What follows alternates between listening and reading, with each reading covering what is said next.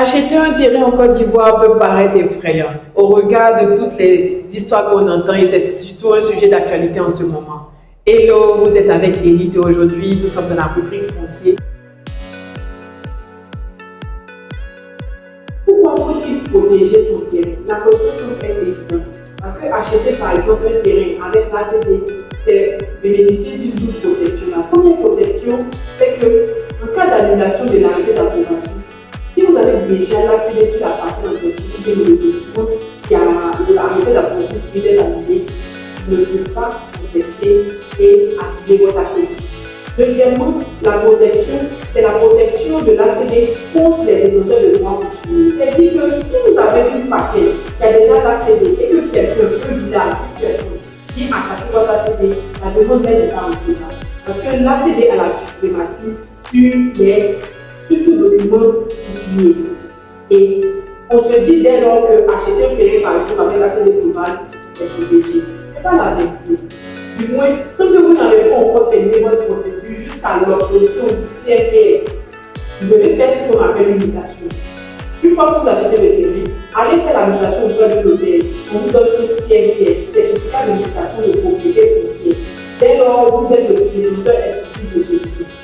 Et le CRPF, c'est vraiment le document qui vous confère les mêmes droits que l'ACD individuel, sauf que vous êtes dans le cas où la parcelle en question a déjà l'ACD, donc ce transfert de propriété qu'on va vous faire.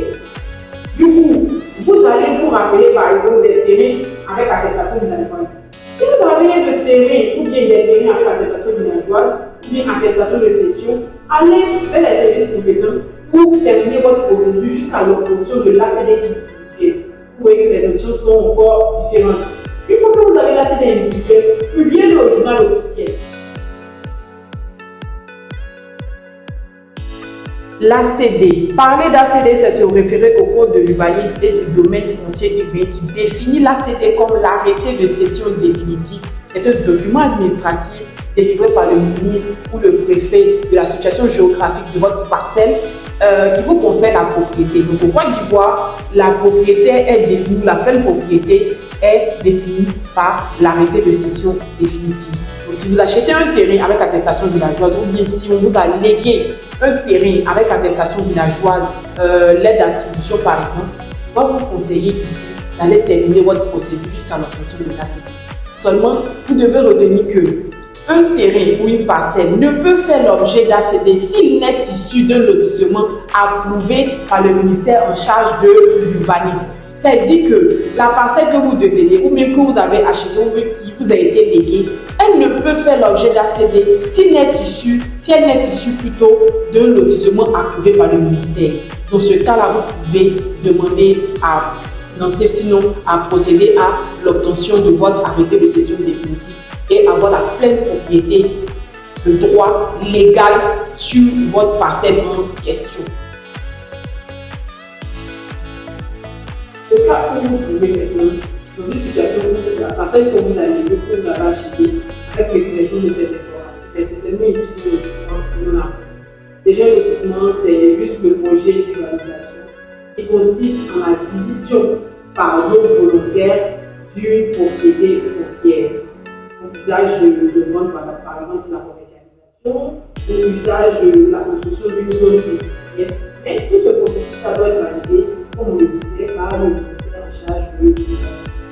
Et si vous êtes dans un cas où on vous a légué ou que vous avez acheté des terres qui sont issues des lotissements non approuvés, vous avez la possibilité de passer déclarer ces biens auprès du ministère jusqu'au 31 mars délai de l'année. Et si vous êtes dans le cas où vous ne savez vraiment pas si c'est un lotissement approuvé ou pas du tout, allez tout simplement sur le site du ministère de la Construction et de l'Urbanisme.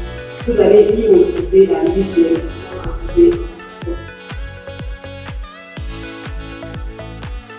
On a parlé d'ACD, mais là nous allons parler de l'ACD global. Je sais aussi qu'on vous a dit que c'est une arnaque.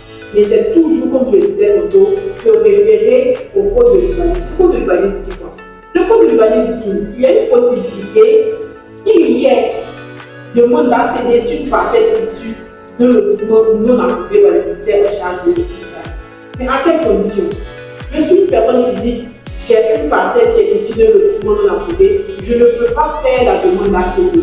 Seulement une personne morale du droit privé qui arrive, voilà la condition, à justifier que son projet a un caractère urbanistique, d'une portée sociale, économique. En ce moment-là, avec toutes ces vérifications, le ministre va lui accorder l'ACD hors lotissement approuvé.